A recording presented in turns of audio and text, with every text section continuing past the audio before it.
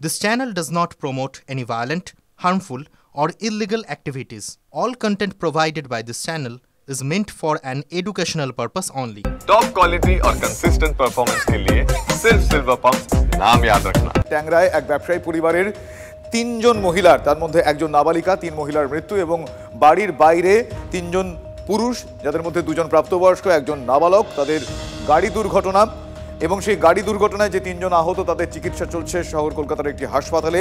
তিনজন যাদের মৃত্যুর খবর পাওয়া গিয়েছে তাদের মধ্যে দুজনের গায়ে আঘাতের চিহ্ন রয়েছে, রক্তাক্ত কাপড় পাওয়া গিয়েছে ঘরে। শুধু তাই নয়, পায়েসে ঘুমের ওষুধ মিশিয়ে খাওয়ানোর একটা তথ্য সামনে আসছে। শ্বাসরোধ করে খুনের চেষ্টা, এই তথ্য এড়িয়ে যাওয়া যাচ্ছে না। শুধু তাই নয়, মৃত নাবালিকার মুখ দিয়ে গ্যাজলা বেরিয়ে আসে সেটাও জানা যাচ্ছে।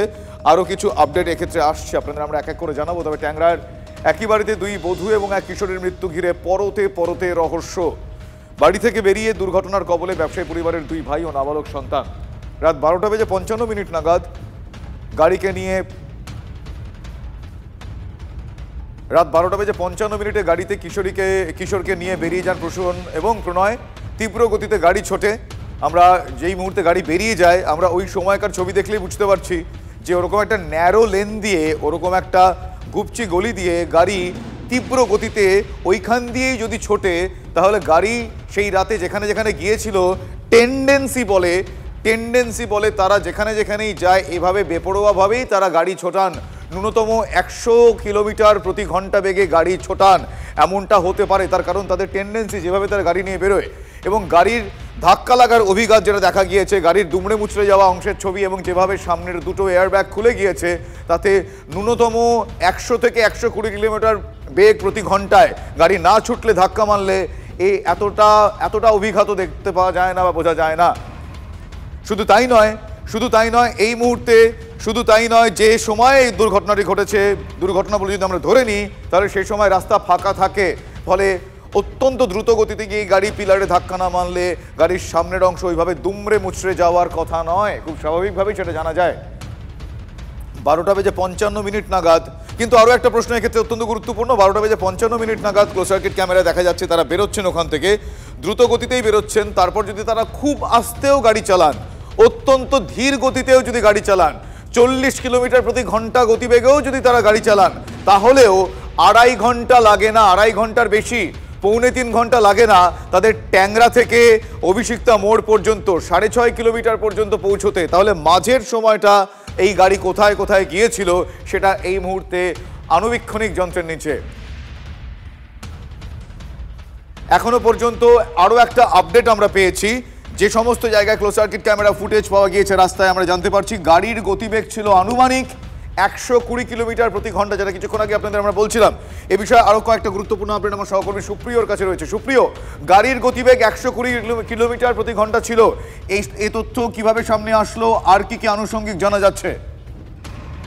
দেখো, দুর্ঘটনায় এই যে গাড়িটি যেভাবে ক্ষতিগ্রস্ত হয়েছে তা দেখে এবং প্রাথমিকভাবে তদন্তকারীরা যা তথ্য প্রমাণ পেয়েছেন পারিপার্শ্বিক, তা থেকে কিন্তু যেটা অনুমান করছেন, যদিও গোটা বিষয়টি তদন্ত সাপেক্ষ ফরেনসিক বিশেষজ্ঞদের দিয়ে গোটা গাড়িটি পরীক্ষা করার পরেই কিন্তু সেই বিষয়টা সম্পূর্ণরূপে নিশ্চিত হবে। তবে প্রাথমিকভাবে যেটা আমরা সূত্র মারফত জানতে পারছি, তদন্তকারীরা যেটা অনুমান করছেন গাড়ির গতিবেগ 100 থেকে 120 কিলোমিটার প্রতি ঘন্টা এমনটাই কিন্তু ছিল, এমনটাই জানা যাচ্ছে। তার পাশাপাশি শুভজিৎ, আরো যেটা আমরা জানতে পারছি যে গাড়িতে চালকের আসলে ছিলেন ছোট ভাই প্রসূন দে এবং তার পাশে ছিলেন ওই নাবালক, এবং পিছনের যে সিট রয়েছে সেখানে ছিলেন বড় ভাই প্রণয় দে, এবং এদের কারোরই কিন্তু সিট বেল্ট ছিল না। কারণ তদন্তকারীরা যখন বা পুলিশ যখন খবর পায় এবং খবর পাওয়ার পর যখন এই ঘটনাস্থলে পৌঁছয় সেখানে গিয়ে তখন তিনজনকে আহত অবস্থায় গাড়ির মধ্যে দেখতে পায়। সেই সময় সামনে চালকের আসনে এবং চালকের পাশে থাকা নাবালক, এদের কারোরই সিট বেল্ট পরা অবস্থা বা বাঁধা অবস্থাতে দেখতে পায়নি। সেক্ষেত্রে এরা সিট বেল্ট বাঁধা অবস্থাতে ছিলেন না, এমনটাই কিন্তু প্রাথমিকভাবে মনে করছেন তদন্তকারীরা।